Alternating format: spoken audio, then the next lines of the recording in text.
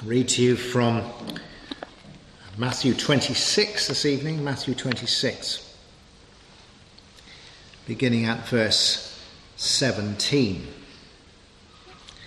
On the first day of the festival of unleavened bread, the disciples came to Jesus and asked him, "Where do you want us to get the Passover meal ready for you?" "Go to a certain man in the city," he said to them, "and tell him, 'The teacher says, my hour has come. My disciples and I will celebrate the Passover at your house.'" The disciples did as Jesus had told them and prepared the Passover meal.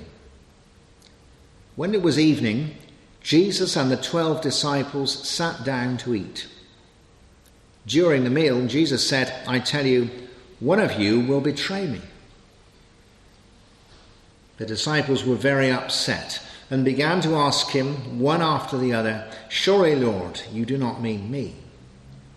But Jesus answered, "One who dips his bread in the dish with me will betray me.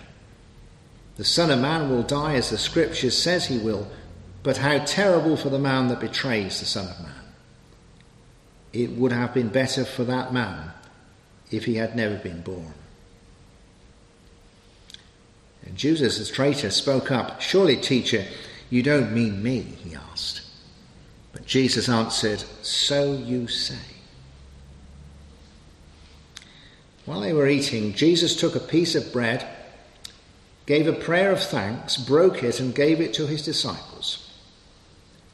"Take and eat it," he said. "This is my body." Then he took a cup, gave thanks to God and gave it to them. "Drink it, all of you," he said. "This is my blood, which seals God's covenant. My blood poured out for many for the forgiveness of sins. I tell you, I will never again drink this wine until the day I drink the new wine with you in my Father's kingdom." Then they sang a hymn and went out to the Mount of Olives. Clearly, all those of you who've come this evening value Maundy Thursday, the remembrance not just of another communion service, but, if you like, almost the remembrance of the first communion service. The Last Supper that becomes, in some ways, the First Supper. I always think it's good to find a time, to be specific, to think not just of the sacramental idea of having communion, but the historic roots of it, that there was a meal in a place on a day in the city and in a room. It's an added thing when you look at it this evening. But without overplaying the point, I would just suggest to you that as I read it again, I was just impressed by what is obvious, really. I was simply impressed by the fact that it was definitely a meal. Now, we know the Passover was a meal. It had its formalities, but anybody who's been to a Passover will know that although there are formalities and things that are very significant, it's still a meal. You eat a lot. Jesus says, "I've been so keen to eat this meal with you." It is definitely a meal. It is not a prayer meeting. It is not a service. And by that stage, it was not even a sacramental event. It was just a meal. And I'm not one for these sort of informal, let anything happen communion services. But this is still a meal. I'm struck by that, the verse you know well from Revelation, when Jesus speaks about coming either to the individual and or to the church. "Behold, I stand at the door and knock. Whoever opens to me, I will come in and sit down and eat with him." Not pray with him, not lecture him, not have a seminar with him, not preach to him, but eat with him. There's something very central to God's relationship with us in the meal. Jesus went to lots of parties, ate lots of meals. Many of the parables of the kingdom involve feasts. We speak at the end of our service of the foretaste of the heavenly banquet. There's something very... So I was wondering what's so strong about the idea of having a meal. of all sorts of places. Some of you are more social than others, but you'll all know roughly what I mean. There is some sort of chemistry that happens when you eat and talk together. These disciples got together. They've got to be together, really. It's none of this sort of modern business where various members of the family drift in and take things out of the freezer and put them through the microwave and then go off to their various rooms to look at their laptops. They're in there together, shoulder to shoulder, jostling around a bit. There's a physical proximity, isn't there? There's sharing, probably in those days, there's a big bowl with all the stuff in. I've done that occasionally. That's great fun. Really leaning over, and what you normally do is you're leaning over and looking for the big bits in the, aren't you know? But there's an organic sense of the meal, and there's the conversation, the laughs and the not laughs, and this is not an easy meal, but it's still getting together. And then there's the conversation, and significance things might be said, and things negotiated, and people do all sorts of things over meals. And whether you, as they would have done, recline, or whether you sit down, you've got to stop. It's not just on the move, as it were. And so Jesus says to them, as I think he says to us this evening, look, sit down and eat. Let's eat. Let's eat. I've thought of meals I've had where that seems to work in all sorts of contexts. Sometimes I visit someone and they say, would you like a cup of tea? And I say, yes. And they say, I've got some cake. Would you like some cake? Oh, I'd like some cake. This is not to say you've all got to offer me cake when I visit you, all right? But it does mean that there's a conviviality to share a bit of cake, and it's in a microcosm. It's a meal. It's good. Do you say anything different? I don't know whether you do or not, but it sort of works differently. I know in lightweight camping, in the most appalling conditions, the high point of the day was when you finally managed to cook something. It was sopping wet, so you didn't sit down, but you stood around in a sort of a sheltering group around the stove and ate this semi-warm goulash, you know. Felt, well, we're all wet together. But the food, you know, it is, you know, it brings you together, doesn't it? Some of you are not, you may not do this very often, but say you have one of these big sort of 5-course meals, you know. You've got a long time for conversation.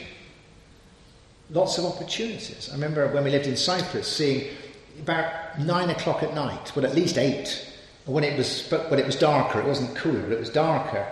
And in Limassol, all the Cypriots were out there in massive, great extended families, blocking up the roads, sitting on plastic chairs, eating and laughing and falling out and running around and kicking the cats. Everything's going on there. It's an amazing, amazing experience of sort of melee, you know, of convergence, of things being sorted and things not being sorted, and everything together. It's a great sense. Come, Jesus says, and eat. That's where it is this evening. With all reverence, Jesus is the Lord of the feast. Where shall we prepare it, Lord? It's none of this sort of, you know, cuddly folk communion stuff. But it is still a meal. And I'd like you to hear when you come, those words, come and eat with me. Now, I thought, well, I might not be very good at that. You may not be very good at that. I wonder why we might not be good at it. I might not be good at it because I don't like sitting down and I'm always running around. People will say to me, I've got no time to eat. Not now, I can't eat. And Jesus would say, sit down and eat. You might think that this evening. Actually, the people who really think that aren't here this evening because they're busy on Thursdays. But actually, we're saying, what am I going to achieve for the next hour amongst all the other things I ought to be doing?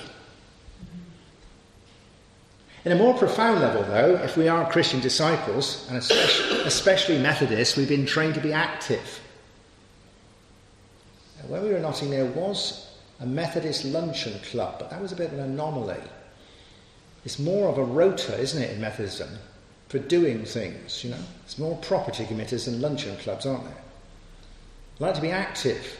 I mean, gosh, if we are disciples, we should be feeding the poor and, you know, preaching to the saved and saving the building, all that sort of thing, and quite active people.